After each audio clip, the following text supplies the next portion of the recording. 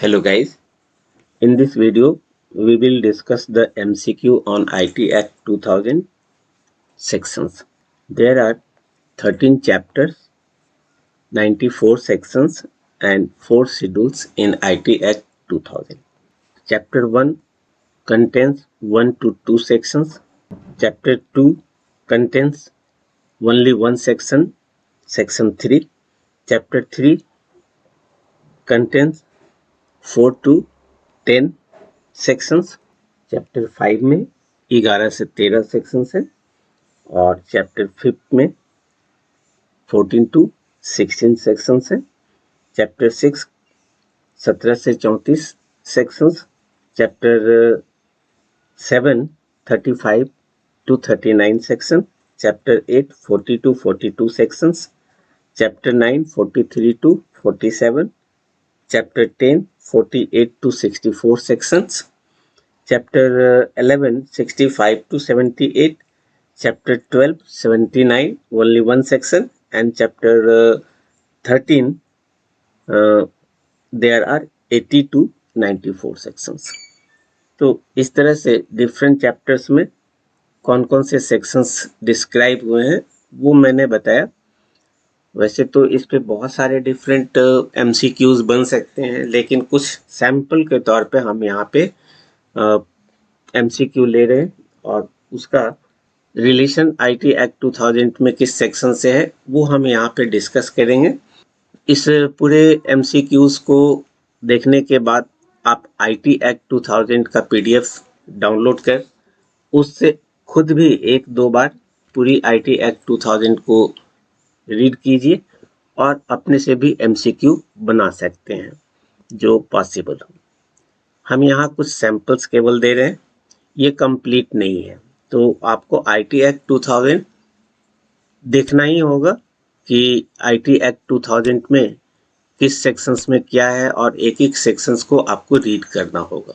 हम केवल यहाँ सैंपल्स दे रहे हैं, ये कंप्लीट MCQ नहीं हो सकता.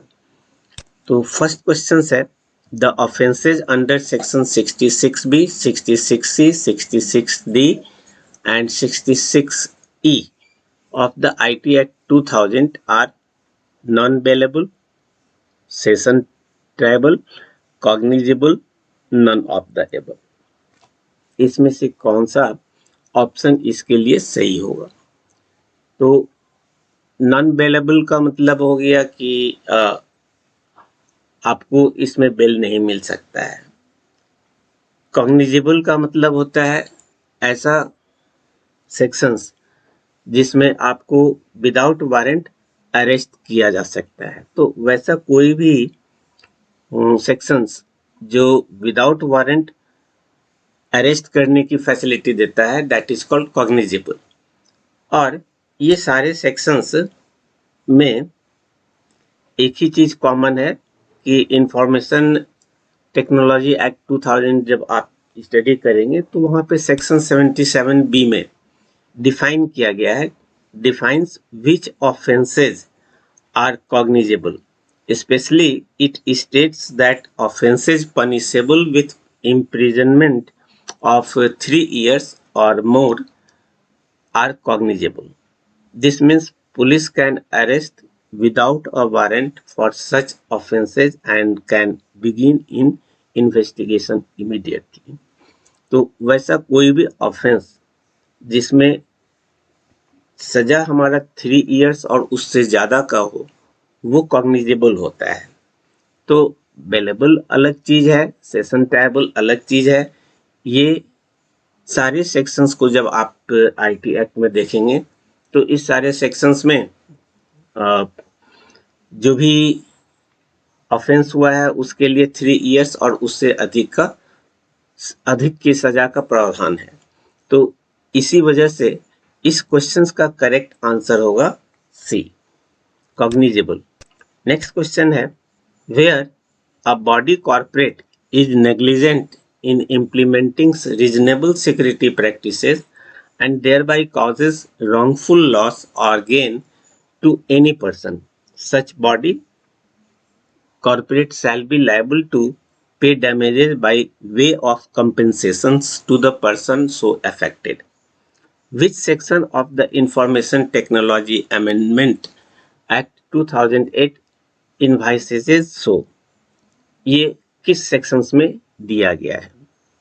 तो जब आप सेक्शन 43A पढ़ेंगे वहां पे ये मैंने आईटी एक्ट 2000 के पीडीएफ से लिया है, तो आप आईटी एक्ट 2000 का पीडीएफ डाउनलोड कीजिए और हर सेक्शंस को ध्यान से देखिए। तो वहां पे आप देखेंगे जब 43 सेक्शन 43A में जाएंगे तो वो लिखा हुआ है compensation for failure to protect data. कोई बॉडी है जिसको कि कंप्यूटर से रिलेटेड रिसोर्सेज और उसके डेटा को सिक्योर करना था, लेकिन उसने सिक्योर नहीं किया और इसकी वजह से किसी पर्सन को यदि डैमेज होता है या किसी तरह का प्रॉब्लम आता है तो उसकी लायबिलिटी उस कॉर्पोरेट या उस ऑर्गेनाइजेशन की होगी। 43A यही बात समझा रहा है, compensation for failure to protect data where a body corporate processing, dealing or handling any sensitive personal data or information in a computer resource which it owns, controls or operates is negligent in implementing and maintaining reasonable security practices and procedures and thereby causes wrongful loss or wrongful gain to any person. Such body corporate shall be liable to pay damages by way of compensation to the person so affected. यदि किसी corporate किसी संस्था को ये security से related facility provide करना था और उसने प्रोवाइड नहीं किया, जिसकी वजह से किसी पर्सन को कोई डैमेज हो गया तो या लॉस हुआ, तो उसकी लायबिलिटी उस ऑर्गेनाइजेशंस की होगी। ये हमारा 43A कह रहा है और यही चीज यहाँ क्वेश्चन में दिया हुआ है। So it's correct answer will be 43A। Next question है, section 43 of the IT act deals with civil liability, criminal liability, both of the above, none of the above. जब आप चैप्टर 9 में जाएंगे जिसमें पेनाल्टीज, कंपनसेशंस एंड एडजुडिकेशन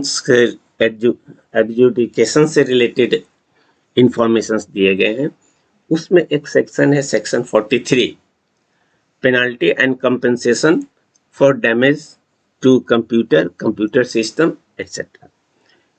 इससे related है। ये पूरी सेक्शंस को आप देखेंगे तो इससे आपको पता चलेगा कि ये सेक्शंस स्पेशली बनाया गया है सिविल लायबिलिटी के लिए।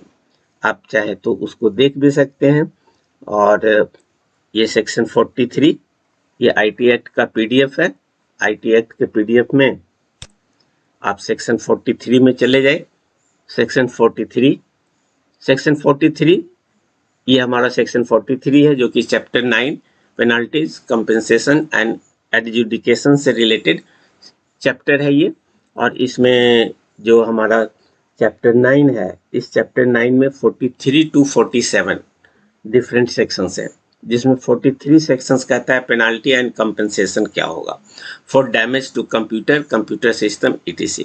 If any person without permission of the owner और any other person who is in charge of a computer system और कंप्यूटर नेटवर्क, जिसमें ये सारे प्रावधान दिए गए हैं। एक्सेस और secure access to such computer system और computer network B may downloads, copies, extracts any data, computer database or information from such computer system, computer network, including information or data held or stored in any removable storage medium.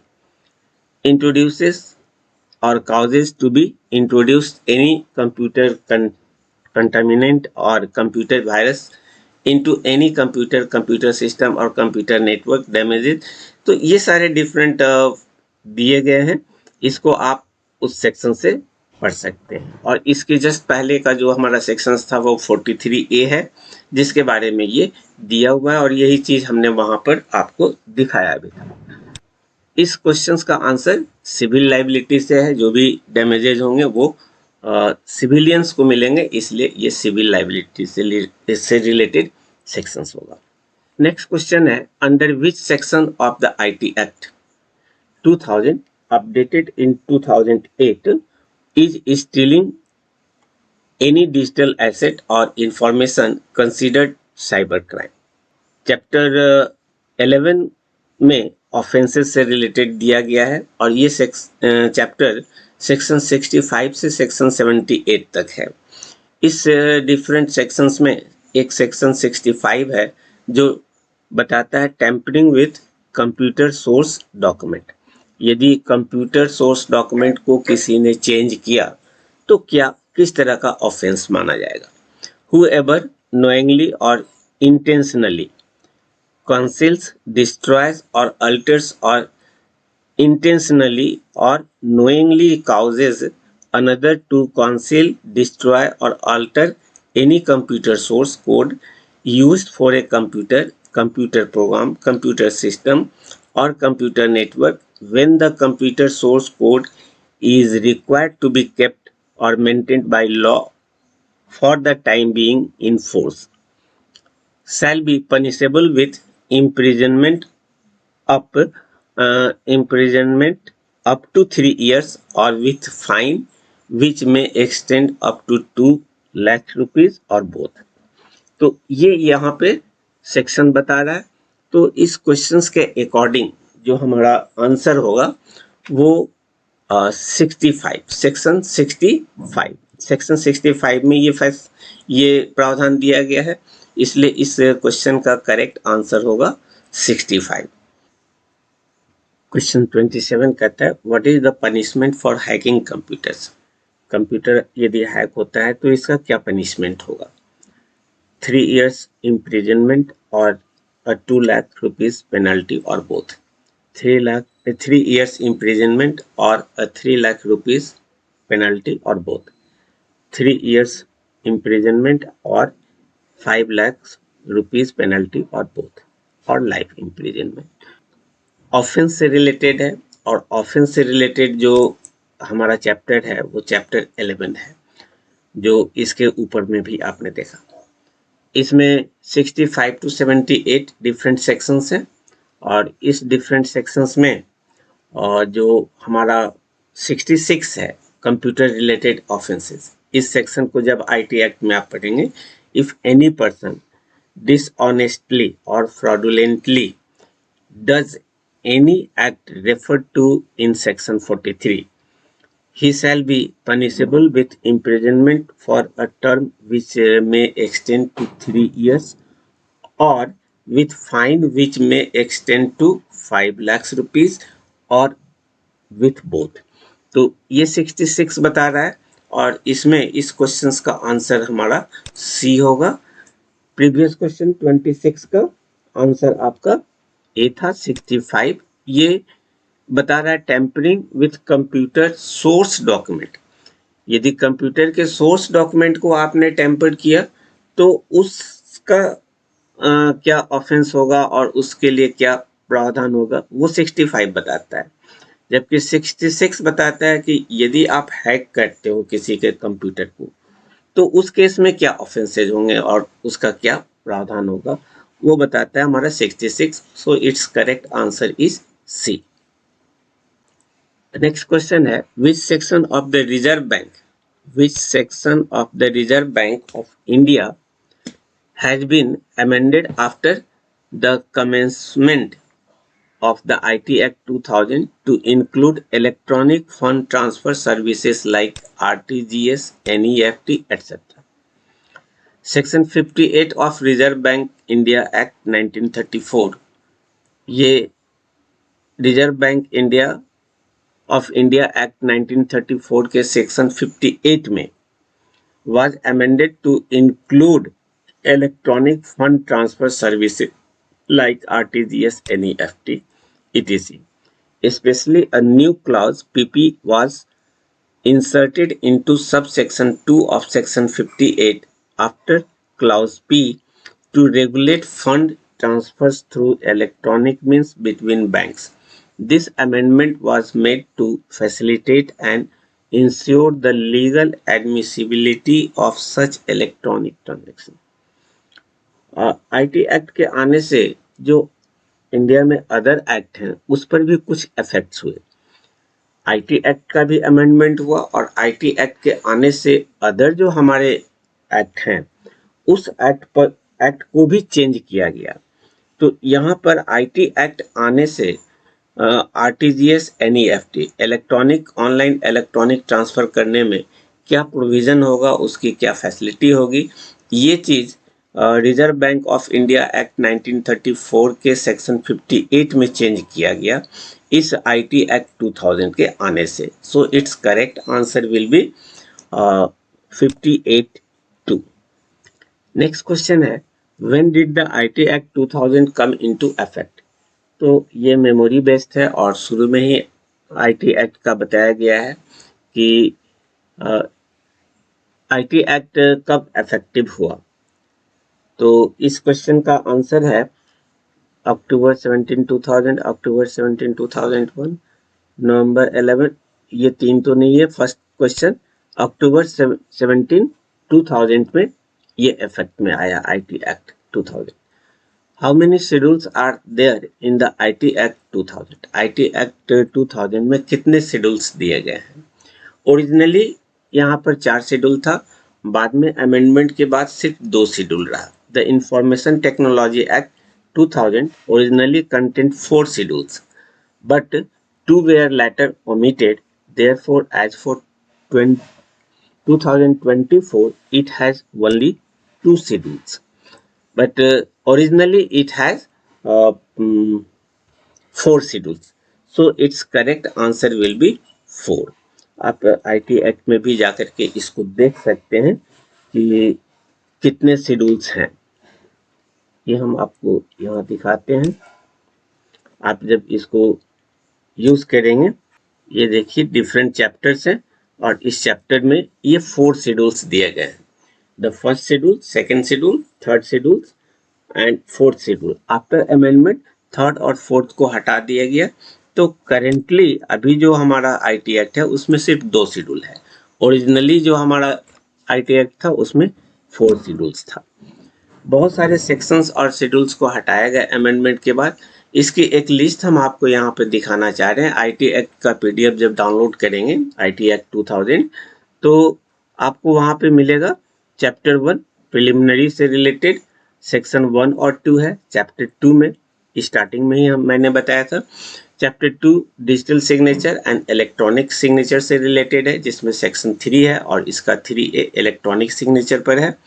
Chapter 3 में electronic governance से related है, जो section 4 से लेकर 10 तक दिया हुआ है और 10 के 2 पार्ट हो गए, 10 एंड 10A।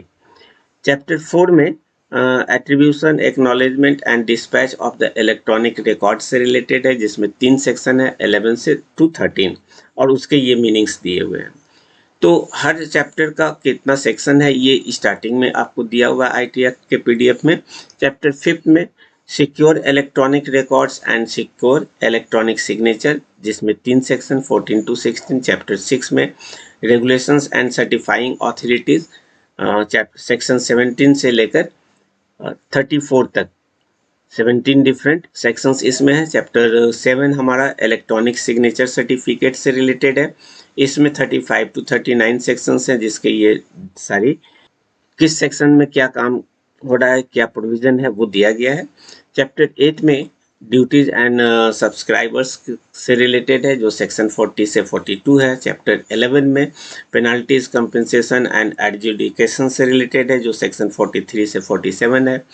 चैप्टर 11 में 48 to 64 डिफरेंट सेक्शंस हैं, लेकिन अमेंडमेंट के बाद 49, 50, 51 ये सब ओमिट कर दिए गए, हटा दिए गए। तो करेंटली ये एग्जिस्ट नहीं करते हैं। 53, 54, 56 जो सेक्शन हटा दिया गया वो यहाँ पे मेंशन किया हुआ है ओमिटेड। और चैप्टर 11 में ऑफेंसेस से रिलेटेड है, जो सेक्शन 65 से लेकर 78 तक है। चैप्टर 12 में 79 है और इसी 12 का एक 12A भी है, जिसको 79A में दिखाया गया है कि 79 में ए क्या होगा। 12 में intermediaries not to be liable in certain cases, और ये है एग्जामिनर ऑफ इलेक्ट्रॉनिक एविडेंस, जो कि 79A में है, और चैप्टर 3 में मिसलेनियस है जो सेक्शन 80 से लेकर 94 है, जिसमें से कुछ सेक्शंस 91, 92, 93, 94 अमेंडमेंट के बाद हटा दिया गया, जो कि ओमिटेड लिखा हुआ है, और 4 शेड्यूल्स हैं जिसमें से 2 शेड्यूल्स को हटा दिए गए। तो ये एक ब्रीफ आपको हमने दिखाया जो PDF IT एक्ट 2000 का है उसका। आप इसको डाउनलोड करके 1-2 बार जरूर इसको रीड कीजिए। नेक्स्ट क्वेश्चन है, Which section of the IT Act 2000 deals with legal recognition of electronic records? अभी जस्ट ऊपर आपको दिखाया था, जिसमें सेक्शन 2 डेफिनेशन से रिलेटेड है, section 3 authentication and electronic record से रिलेटेड है, और सेक्शन 4 आपका legal recognition of electronic records. और यही चीज ये मांग रहा है, legal recognition of electronic records किस में दिया गया है। तो सेक्शन 4 में है, section 5 legal recognition of electronic signature से रिलेटेड है। तो सेक्शन 4 इट्स का करेक्ट आंसर है, so it's correct answer will be B. Which section of the IT Act 2000 deals with the legal recognition of electronic records? Next question हमारा है, Which section of the IT Act deals with the appointment of controller of certifying authorities? Chapter 6 में regulation of certifying authorities से related provisions दिए गए हैं। इसमें section 17 to 34 है, जिसमें सेक्शन 17 कहता है appointment of controller and other officers. 18 बताता है functions of the controller, controller का फंक्शन क्या होगा। 19 recognition of foreign certifying authorities, यदि सर्टिफाइंग ऑथोरिटीज फॉरेन का है तो उसको कैसे रिकॉग्नाइज करेंगे। चैप्टर 20 को, सेक्शन 20 को हटा दिया गया। 21 licence to issue electronic signature certificate. 21 में इलेक्ट्रॉनिक सिग्नेचर सर्टिफिकेट्स का लाइसेंस कैसे दिया जाएगा और उससे रिलेटेड क्या इश्यूज हैं वो दिया गया है। 22 में एप्लीकेशन फॉर लाइसेंस, आप लाइसेंस के लिए अप्लाई कैसे करेंगे।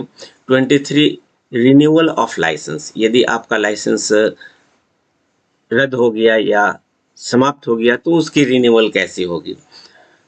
सेक्शन 24 बताता है प्रोसीजर फॉर ग्रांट और rejection of a licence. Section 25 बताता है सस्पेंशन ऑफ लाइसेंस, किस केस में आपका सस्पेंशन हो जाएगा, यानी आप किसी चीज को सर्टिफाई नहीं कर पाएंगे। और 26 में नोटिस ऑफ सस्पेंशन और रिवोकेशन ऑफ लाइसेंस, लाइसेंस का कब सस्पेंशन हुआ और कब उसको फिर से रिवोक किए, इससे रिलेटेड नोटिस से रिलेटेड हमारा सेक्शन 26 है। तो क्वेश्चन कह रहा है which section of the IT act deals with the appointment of controller of certifying authority. तो यहाँ पर आप देखेंगे तो 17 appointment of controller and other officers, ये हमारा सेक्शन 17 होगा। नेक्स्ट क्वेश्चन जो हमारा दिया हुआ है, which section of the IT act deals with cyber terrorism.